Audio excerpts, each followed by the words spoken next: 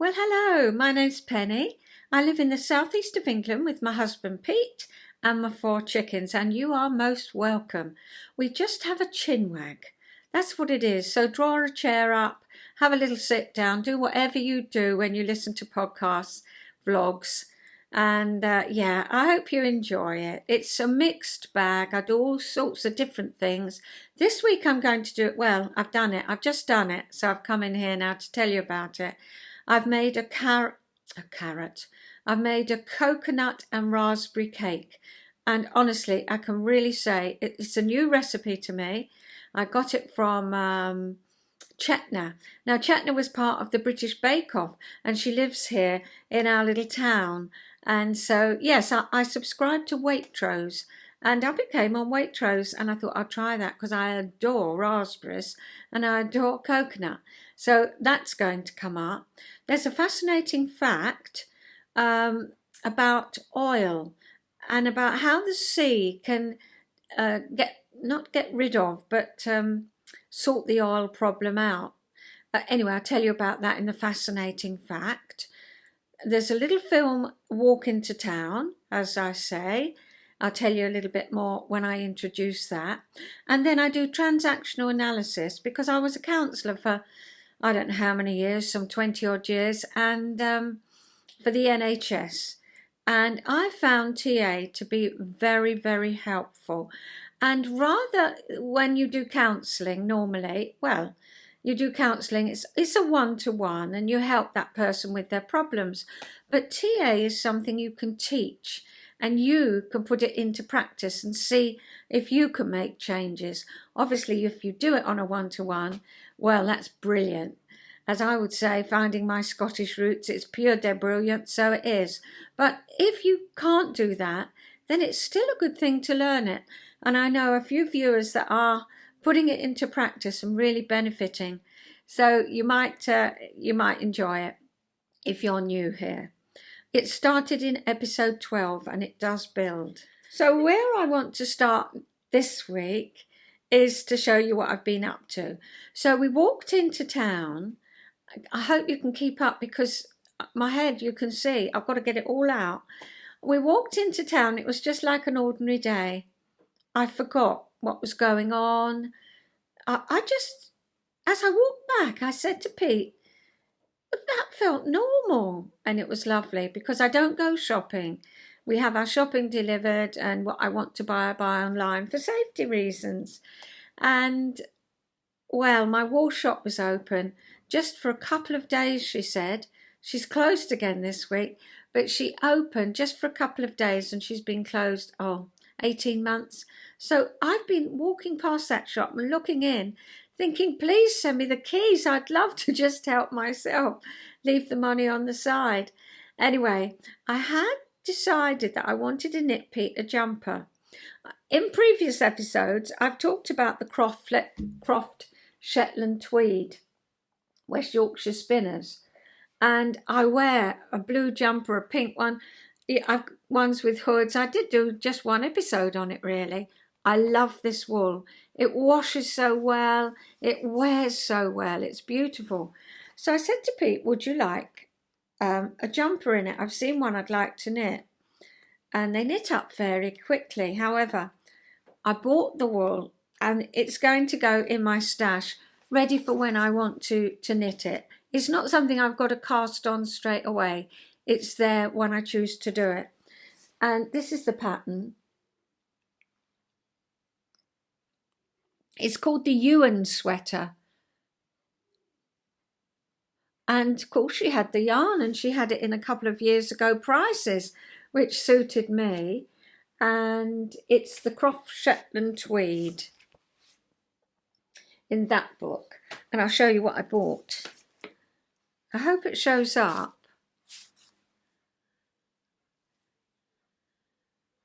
£166 metres or 182 yards.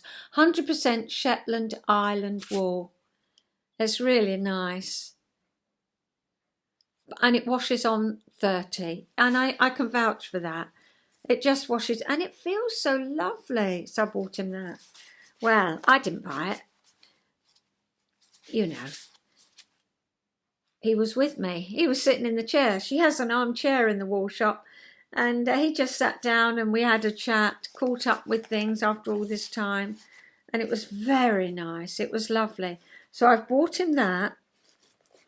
Oh, I'll show you that in a minute. Then Tommy, my great-grandson, I've knitted him a couple of jumpers lately, haven't I? But I saw this Bo Peep, again, West Yorkshire Spinners. It's so soft. Double knitting, Falkland wool and nylon. So it'll wash, it says it'll wash on 40. It'll wash lovely. And it's such a pretty blue. So I bought 4 balls. I think that's going to look lovely on him because he's a pale blue and white boy. You won't see Tommy this week, but yeah, I'll take some film and you'll see him next week. I think she said he's been a little bit under the weather. So today, normally she pops round and she said, we're going to have a quiet day, Nan. Do you mind? Of course I don't mind if she needs to have a quiet day with her baby. Well, that's super, isn't it? But anyway, that's his lovely blue. It's not a white, it's cream. It's blue and cream. It's beautiful. So I'm looking forward to that. And then I couldn't resist this. This is James C. Brett, shade FZB06. There's no name on it. Super wash wool, bamboo. That's the bamboo makes it soft.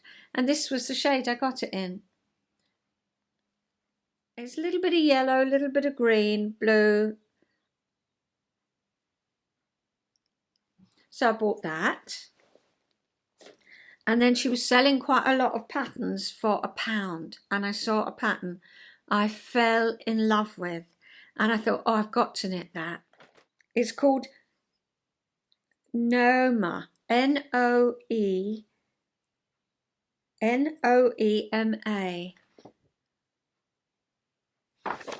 And there it is.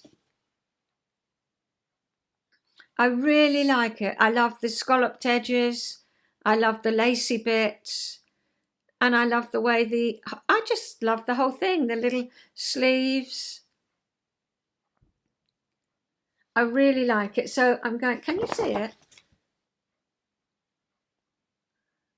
Is that a different colour? Yes, that's darker. Oh, that's interesting. I love the wool. I'm going to look for something similar. And then just round the corner to the wool shop is a little shop, Broadstairs Herbal Apothecary. And a friend of mine runs it. She opened it in 2004 and it's been a big success. And I just take you round her shop very briefly. And we popped in, said hello. Oh, there's a crow going in the pond catching the newts. Nothing I can do. I'm chatting to you. And I've just bought for baby some organically grown chamomile tea. No. Oh, yes, that's right. I did buy some loose tea for me because you'll see it by the film. She sells all manner of loose teas. But I tell you why I bought this chamomile tea bags, because Tommy, Lois said, Nan, what I do is I put a tea bag in his bath water and he sleeps like a dream. What I've been knitting on this week, as you know, is my aunt's shawl. Well, this is my one.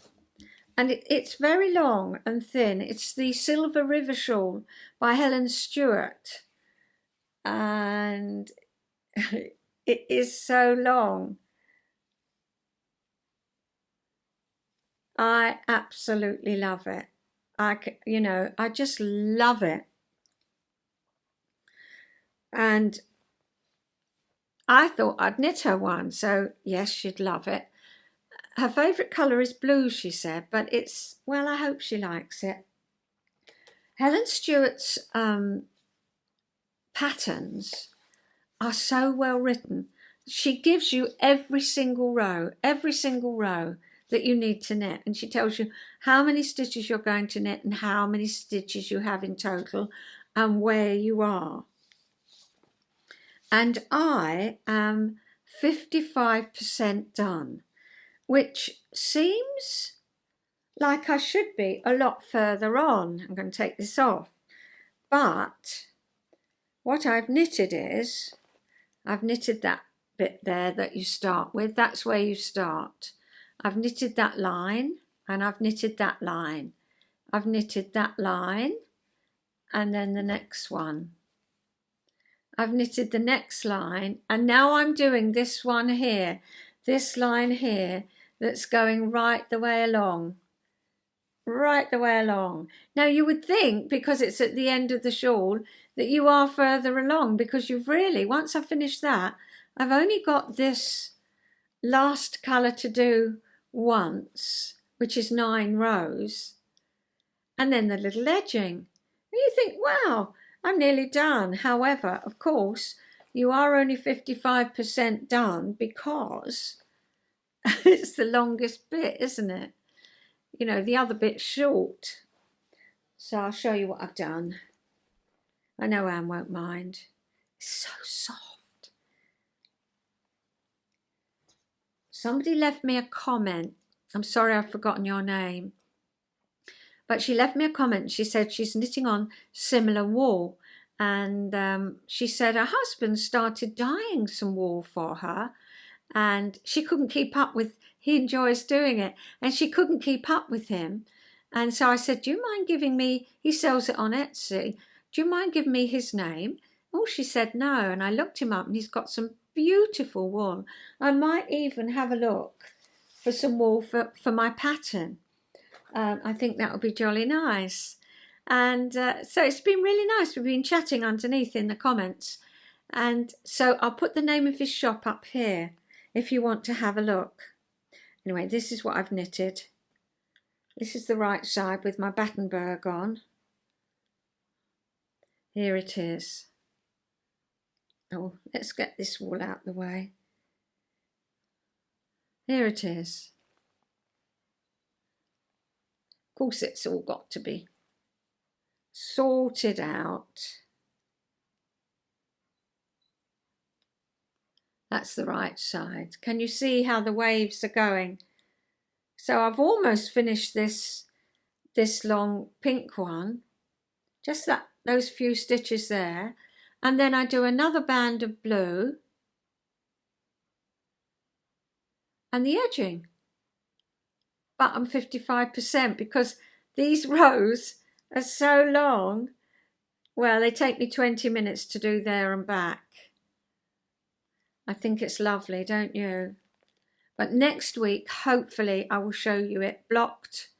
And what we mean by blocked, for people that don't know, that aren't knitters or crochet, we mean we wash it and then we carefully pin it out how it should be to size and let it dry. And then it dries without all the wrinkles. It dries like this, in shape. That's what it means to block. It's coming along, isn't it?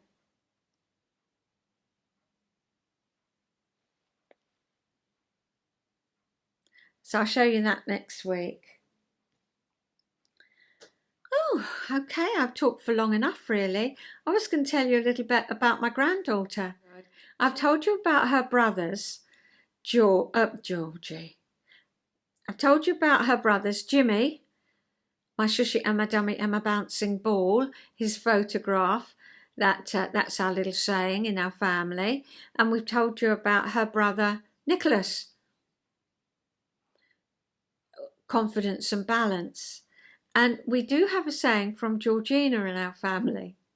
And so you know what it's like when you say cheerio to someone. Say, cheerio, see you later.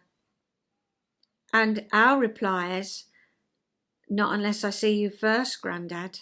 And there she was. I'm going to put the picture up here. She was sitting in her high chair, a little dot. And she had those eyes, you know, those little girly eyes. And Grandad said he was off to work. Bye, Georgie. See you later. And she just turned round. She was on the phone at the time. Not if I see you first, Grandad. We couldn't believe what had come out of her mouth. She's such a little dot. She really is. She really was. She's not a little dot anymore. Don't ask me to tell you how old she is. I think she's 26. Think so. And she's got a little girl of her own called Mila. And she's 2. Anyway, I'm going to leave it there, or I'll go on. And we're going to have the fascinating facts now. Now, I should have put up microorganisms because it's the microorganisms in the sea that are so wonderful that we need. But I couldn't really find any photographs of the right organisms. So there's just a couple of nice pictures of the sea. And I just rather love these pink, do they call them jellyfish? And some, so that's what I put up to accompany the oil bit. So I'll see the other side of the fascinating fact. In 2010, almost 5 million barrels of crude oil leaked into the Gulf of Mexico after a drilling rig exploded and sank. Yet within months, much of the contamination had disappeared. How was that possible? Scientific research has shown that an array of marine bacteria can break down the long-chain carbon molecules present in oil. Professor Terry Hazen, an environmental microbiologist, described these organisms as oil-seeking missiles. Such organisms were partly responsible for what took place in the Gulf of Mexico. In a sense, it is no surprise that the sea should host oil-hungry microbes, says a BBC report on the topic. After all, natural seeps from the ocean floor have been releasing oil into the world's waters for eons. Granted, human efforts in cleaning oil spills are productive, yet man's best efforts to clean up oil spills may do more harm than good. Chemical dispersants interfere with natural processes that break down oil. Added to that, such chemicals are toxic and have lasting ill effects on the environment.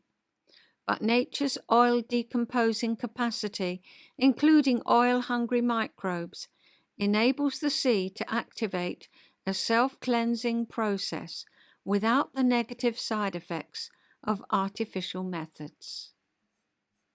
Interesting fact, isn't it? That the sea can deal with the oil that seeps up from the bed and eventually can cope with the large oil spills. What prompted me to put that fascinating fact up, or to find out about it, was you'll see on our little walk that we had oil spill as a warning not to go on the beach. And I looked that up at the same time, but I'll tell you about that when we get nearer to the film. Before I came on here and did this, I made a coconut and raspberry cake, and so I'll show you. I just have a chat with you while I'm making it, and see what you think. I'll see you the other side. In here, I've got the butter and sugar, and I'm just going to whisk that up, and then I'm going to come back. So I'll see you then, because you don't want to be hearing this whisking up. So I'll see you in a minute. I put it out earlier because it's nice and warm in here. It got to room temperature, and that meant it whisked in no time, and it's really light and fluffy. Chetna says, how long have we been making cakes for? Come on, girls. Chetna says, get the air in, make it light and fluffy. We know that. But it's always good to have a reminder, isn't it? Because sometimes you think, I'll just take a shortcut. So here it is. I'll just put that there.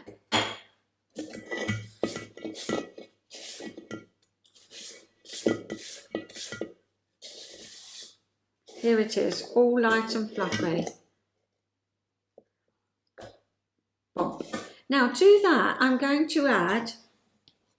I'll put all the things up here, but this is flour and baking powder. Teaspoon of baking powder in the flour. I like to, oh no, I've got to add the eggs next. I've got the eggs here, 4 large eggs from my girls. So I'm just going to go and add that, or shall I do it by hand? Let's see how they go. Oh, I've tipped all 4 in. You never know with me what I'm going to do.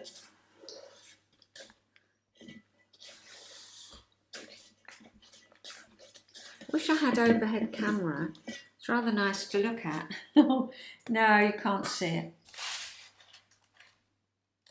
There it is, all plopped in. Now I'm just going to pop that in the mixer now. That's all mixed in beautifully. And now I'm going to put the flour in. I'm going to put the flour. I want to just sift it. I like sifting it. I know it's very light nowadays, but there we are. Sift it. Doesn't take a minute, does it?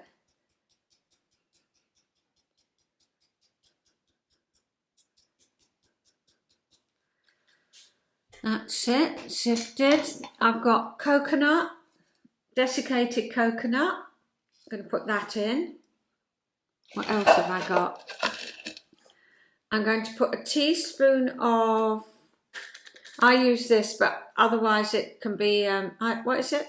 Vanilla bean paste. Otherwise,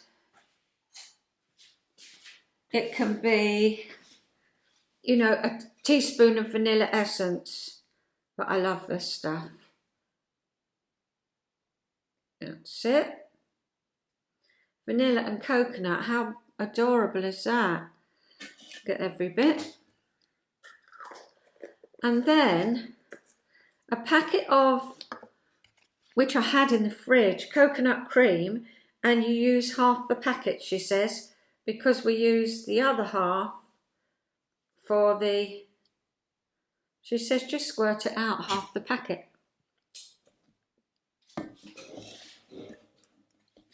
So we've got, let me see you. So we've got flour, we've got butter, we've got sugar, we've got eggs, we've got desiccated coconut, we've got coconut cream. And now I'm just going to mix that round.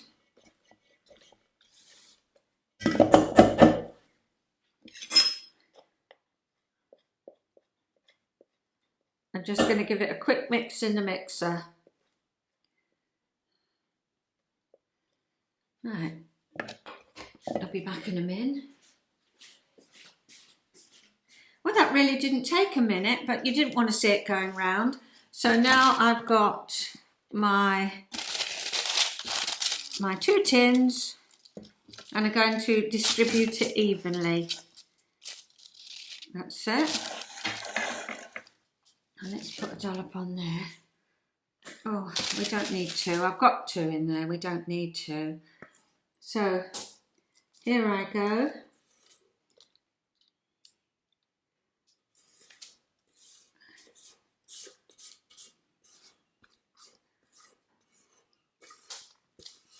Try and get the same in each one.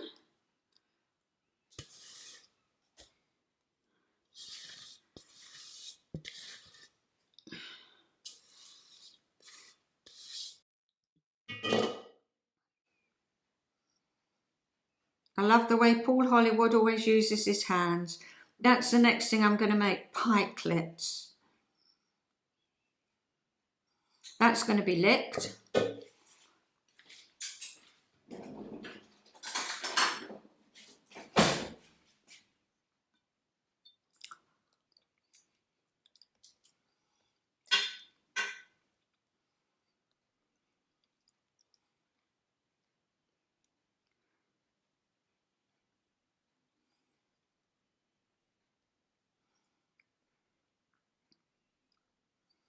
That's it.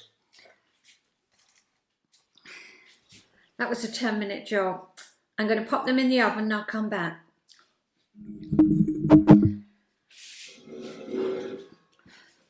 The cakes are out the oven.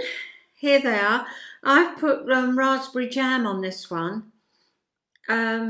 Now, if I had more but I think it might be a bit sweet. I think you're supposed to put raspberry jam on the top and then this concoction. But I think I don't know, it would be too much for us. So this is gorgeous. It's Waitrose Daci Original raspberry jam. But I think when you use whatever raspberry jam you use, you need it to really be, you know, not all that over sickly sweet stuff. This is lovely. It tastes really of raspberry. Now, what Chetna did in here, I'll put all the recipe, you know, in the notes below or either to the side, depending what you watch on. But, oh, I'm going to sneeze. Oh, hang on a minute. Oh. Yeah. And what she puts in here is little flakes of frozen raspberries, which might be nice. I think it would really elevate it and bring it up a level, but I didn't have any. So, and I found this in the cupboard. So I thought, while I'm with you, I'll just have a little play. Pampered Chef. We used to have Pampered Chef parties. We don't anymore. I don't think they do it in England anymore. I don't know what's going to happen. Shall we see?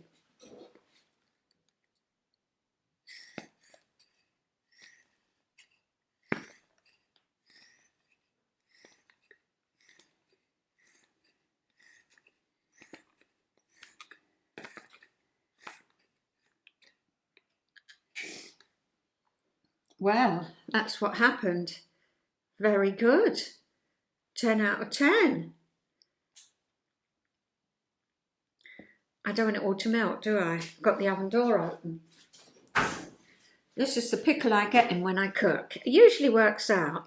I'm going to put the rest of it in there. Oh yeah. Pull that down. Oh, now this in here, turn you around. This in here is cream cheese.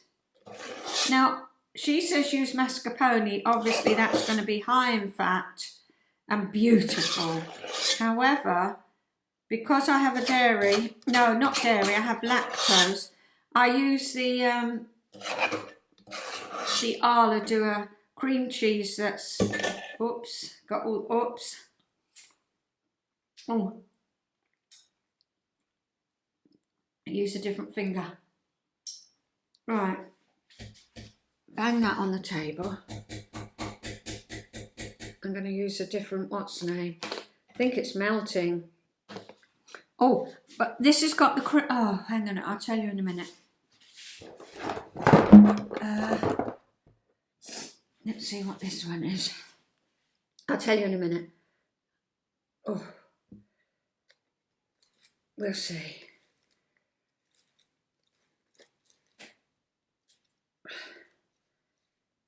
Get the screw bit right. Okay.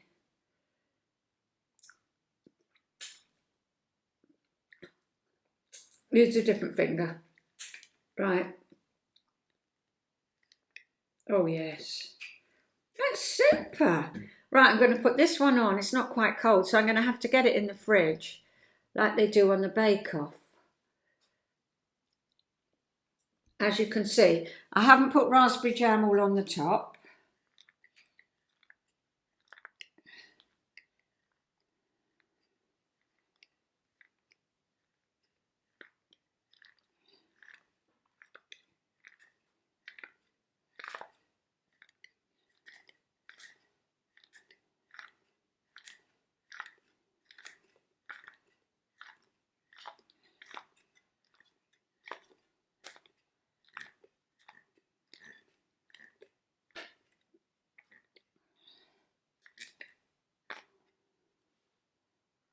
That's it. Oh, what do you think? Well, you can't see it. Hold fire.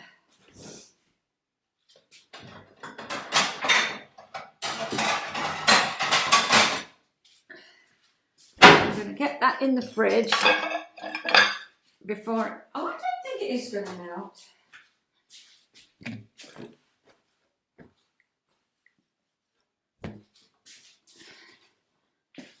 Pop that on there. All right. It's all lit today. There we are. Let's take that away.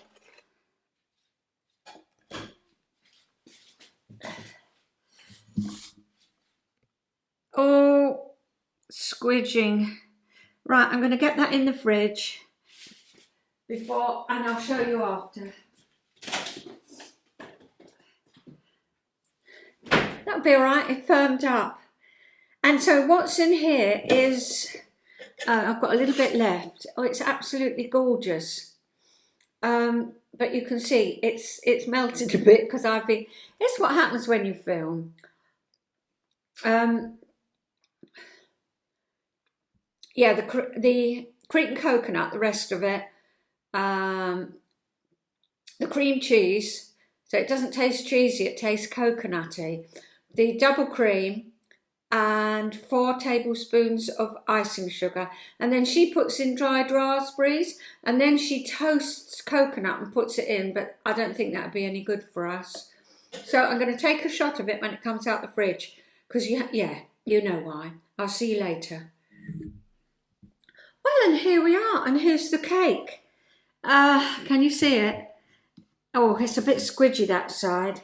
It just needs that, you know. That's all it needs. But I mean, no, it's fine. It's gorgeous. It's this cream. It won't behave itself. I think when she does it, she puts more cream cheese in it and makes it a stiffer, all-round stiffer. But honestly, it looks lovely in real life. It does look funny on camera. It's not best behaving itself. The top looks nice. But, I mean, it's not about what it looks like. It looks like frosting around there. Well, it looks like cream. Anyway, I'm going to cut it now. It sounds good. It sounds good. Keep wiggling you and moving you. Let's see. There we are, look. I like mine like cream like that and not all hard, you know, cream cheese icing. I'm not keen on that. Let me tell you what it tastes like. There it is. It's the taste that's important, isn't it? It's gorgeous. It's vanilla-y, it's coconutty. It's gorgeous. I can recommend that. And then, what I'm going to do now is pop that in the fridge, just to make sure that's set, and then I'm going to cut it all in slices, wish me luck, and freeze it. And then we've got a nice piece of cake when we fancy it. Well, it is delicious. Pete said, would you like early dinner? I don't know if I can now because I've had a couple of slices and it's gorgeous. It's all been frozen and it's in the freezer now, all cut in slices, and it looks fine. It looks really good. And it's a beautiful cake. I think, well, anyway, I'm pleased with it. So give it a try if you fancy it. All the details I put below. So I'm going to do a bit of TA now, and yes, we're doing the OK Corral. And last week we talked about I'm okay, you're okay. And yeah, the boss had given me some reports, I had to work on it, and I'd said fine, I was in adult, I was okay, and she was okay for giving it to me. Now what's happened is, there's this guy, and from the corner of my eye, I can see that he's going to come in the office, which he does. It's one of my workmates. And, oh yeah, he's wearing a worried frown. And I know exactly what he's going to do. He's going to ask me for advice. He's going to take up my time. I haven't got it. And then he just goes away and does what he wants to do. He doesn't take it. He never takes the advice. He just wants to come in, moan, and take up my time. Now, as he arrives at my desk, I've got 2 choices. I can go into script, what we say script, which is what we worked out when we were young, how to get away from people when we were young. Did we make an excuse? I'm not okay, you're okay. Oh no, I don't know how to deal with this. Oh dear, he really gets on my nerves. Oh no, what shall I do? I feel helpless. I'm not okay. I feel he is okay because he knows what to do. He's going to come over and he's going to chat his flipping head off, and I can't get rid of him. I don't know what to do. I'm not okay. That's the place I could go into. And so what I decide then is I have to make an excuse. It's a ridiculous excuse. Oh, sorry, I've got to run to the bathroom. I need the loo. I'm ever so sorry. I'll catch up with you later. And I'm quite nice to him, really, because I'm not okay and he is okay. And I'm really feeling a bit hot under the collar because that's how he gets me. Oh dear, it's awful. So I've got away from him because I've said I need to go to the loo, but I've done it in a scripty way. Oh, you know, if you join me in the loo, I'll be saying, oh no, honestly, I didn't know how to get away from him. He really gets on my wick. Oh dear. And now, of course, I can't go back to the office. Casey's still there. I'm not okay. He is okay. I'm giving him the power. I'm giving him the I'm okay. He's got the power at the moment, not me. I've scuttled away, feeling embarrassed and hot under the collar. But supposing I was to go in adult, not in script. Okay, I see him bearing down on me. Here's Jim again, I say to myself. He wants to hold me up. He's going to chat and chat and chat, not take a word that I'm going to say on board. And yeah, that's just what he does. It's what he likes to do. Well, he's got problems, but they're not my problems at the minute. I've been asked to do this piece of work and I need to get on with it. So I need to find a way, an adult, how to manage to get on with my work. I'm okay. Can you hear by my voice? I'm okay. I've got a problem, but I'm okay. I'm not giving Jim the power, saying I'm not okay. He is okay. Okay, so I decide to move out of range. If I'm not there, he can't chat to me, can he? So I say, I'm sorry, Jim. It sounds bad. I can't help you at the moment.